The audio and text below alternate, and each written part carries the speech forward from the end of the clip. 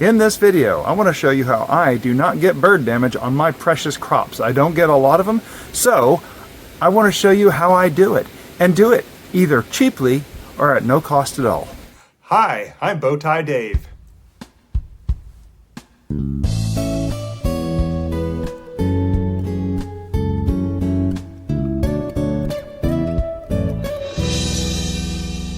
Hello and welcome to what I like to call the Bowtie Gardens. I'm Bowtie David. If you haven't been here before, welcome. If you have been here before, welcome back. It's very great to have every one of you in my garden.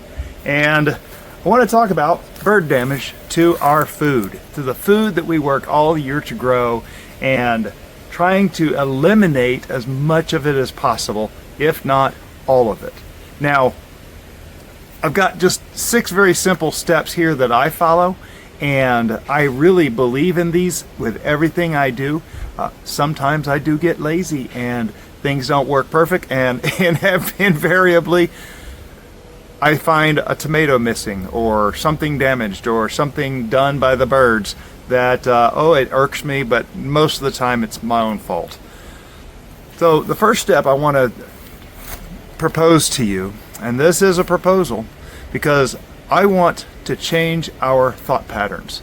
And our thought patterns, we get into the thought pattern that we need to keep birds out of the garden, or keep birds away, or just eliminate the birds. And folks, God created those things for our garden, and they do a good work in our garden. Number one, who doesn't like a bunch of songbirds singing in the garden? Just saw a video from Down Home Backyard Furniture, Down Home Backyard Gardening, and he had birds chirping in his garden, and it was just so wonderful. I love reading in the comments, I love the songbirds in your garden today. And these things are really good to have around just for our relaxation. In fact, you saw in the beginning over here, we have a sitting area out here. Sometimes we come out here, just enjoy the garden. And so it's not that we really want to eliminate the birds. It's not that we want to keep them out. We would like to be sure to try to help them understand what they shouldn't be touching and what they should be touching. Now, therein lies the problem. A lot of us get stuck in our brain, they shouldn't be touching anything.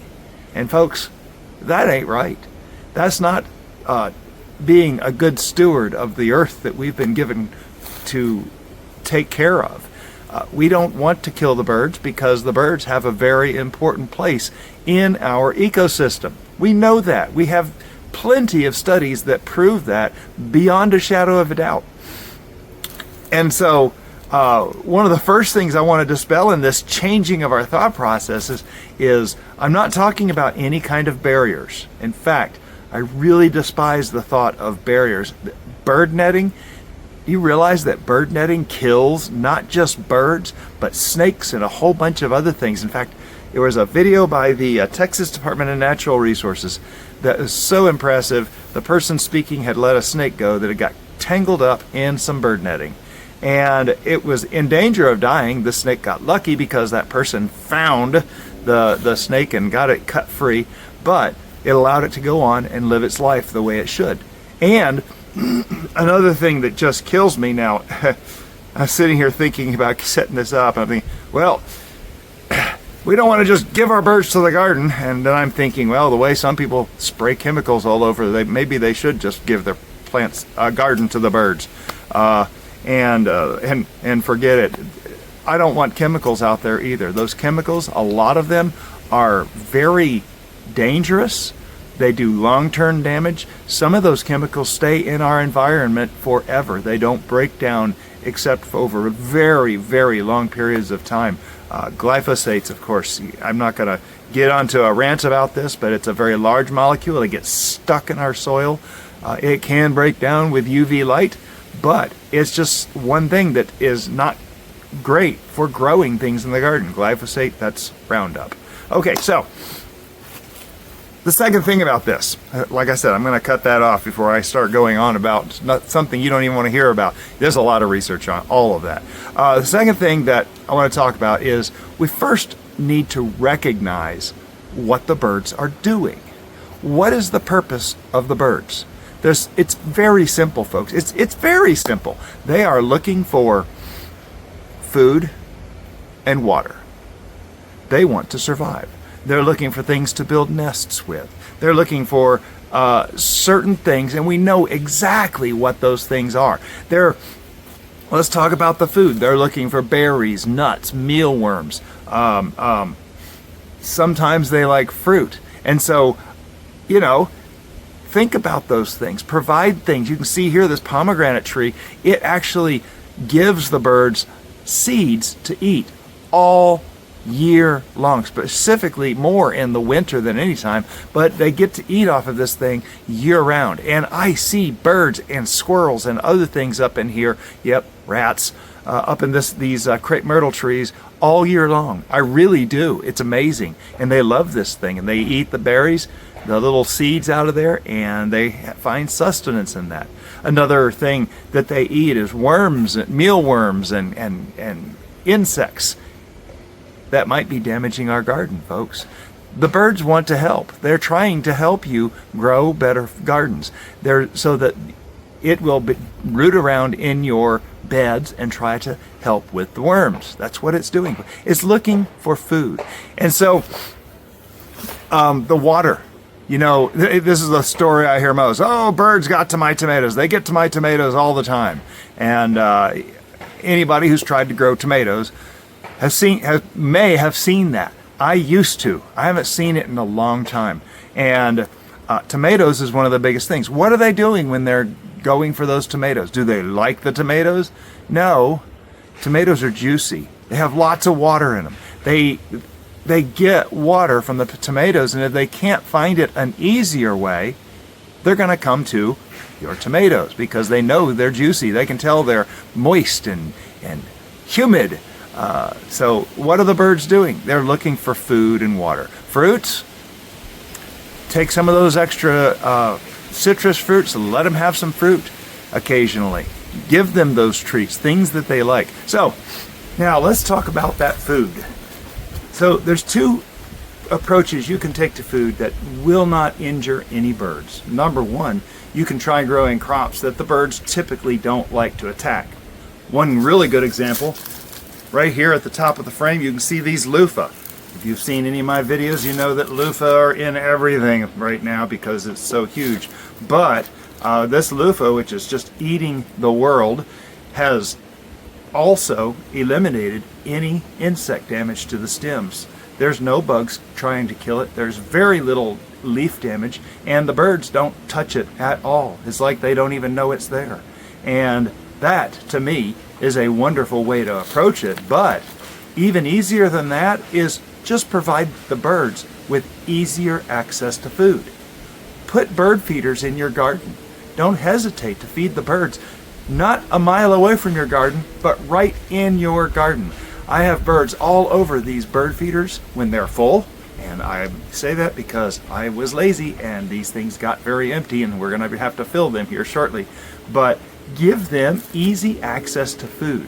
Now these particular bird feeders, I love these because squirrels, when they climb these, it closes down the holes and they don't find any interest in it. The birds, when they're small and light, they get to eat the seeds in here. And so give them easy access to food. They would love to have easier access to food, and they'll go there if that's their option. They're not going to go and peck a seed out of one of your fruits if this feeder is sitting here right there. Very easy for them to go right to the product that they actually want. They don't want to go digging extra. Do you want to go digging extra? None of us want to go digging extra. So that's what we do for the birds. That water we were talking about. Now, we can grow plants that don't have a lot of water in them, like these peppadew right here. Oh, there's all kinds of peppadew on this plant here. I love these peppadew peppers, and there are a few hundred right here around me, but they don't have a lot of water in them. That's that first side. Oh, let's plant things that don't have water. Well, and that doesn't satisfy all our needs, does it? So what we need to do then is go look at the other side of that. Provide easier water. Now, folks, provide them water. Give them a place where they can go water. Which would you rather do? Go work for a bunch of water, go dig it out of the ground, or go to a beautiful fountain that's flowing in clean water? And that is right there a key thing. Now, this is my bird bath, and I got lazy with it. And so I need to clean this up and get this thing cleaned up. I keep this grout brush around just for this purpose. I can sit here, I can scrub out the bottom, and I can spray it with the hose and get rid of the stuff in here, the leaves in here, and the birds can have cleaner water. This doesn't take very long, folks, and it's a very simple way for you to keep the bird bath clean and for the birds to have simple access to water. I actually have 2 bird baths in the garden that the birds can get to. So, provide easy food, number 3. Provide easy water, number 4. Those are very important. Now, there are other things that we can do. One of my favorite things is using plastic decoy animals, and we put a plastic snake in the garden, we put a plastic owl in the garden. We might use noisemakers or balloons with big eyes drawn on them. Now here's the thing, folks. If you just put it out and leave it there, the birds are smart. They're going to figure out that it's not a danger, and they'll eventually get used to it. So you need to be sure to move it around from time to time. Put it in different spots in the garden so that the birds know there might be some danger there. And if it's constantly changing, it doesn't even have to be on a daily basis, but if it's constantly changing on a regular basis, maybe make one day a week to move a couple things around, then the birds will be a little more scared to come up to it. So the last thing is to provide them with fruits and nuts that they like. And this is not providing easy food, providing easy water.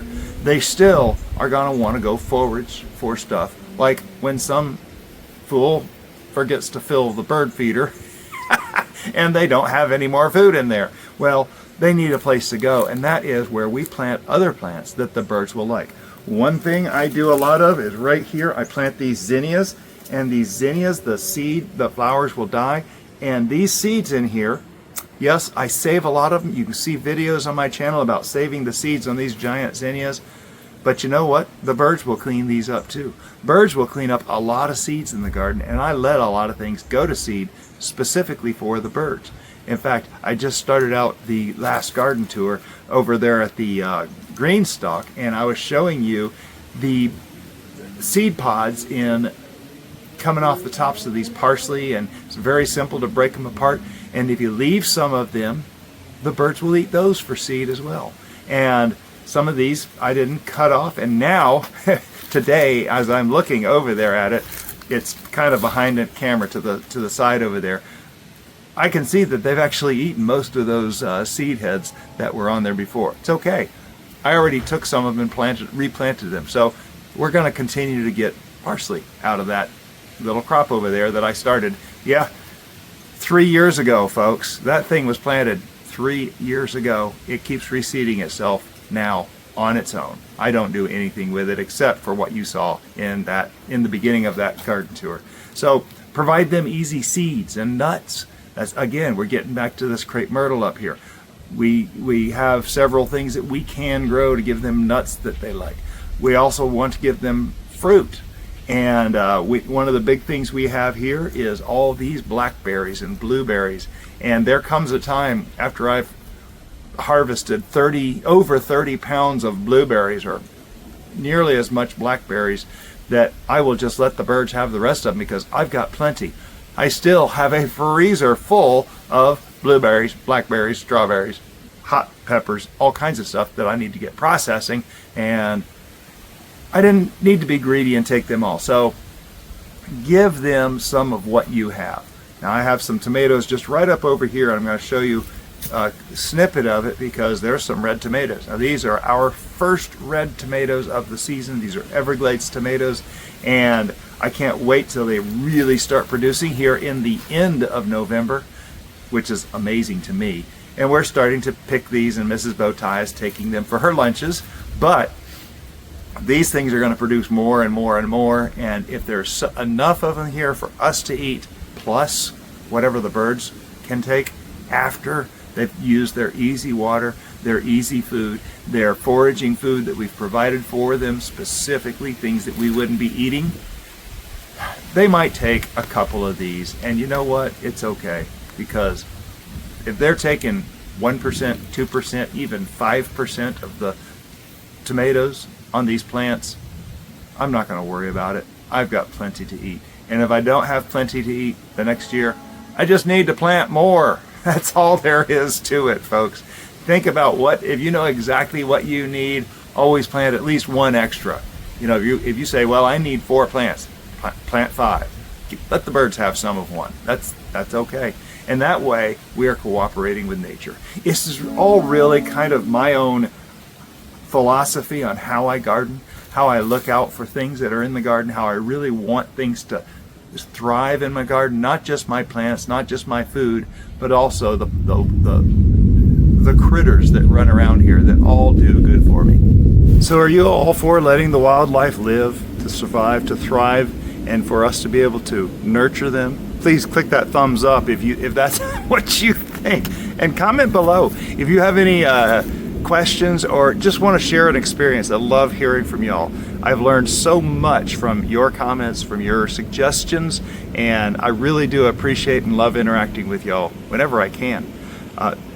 If you've learned something here, found something educational, informational, inspirational, or just entertaining because you think I'm stupid for just not killing all the birds, click a thumbs up. Share this on your social media. Make fun of me. I don't care. Laugh with me. I don't care. It's just great to have y'all with me. So, all that being said, y'all have a blessed day.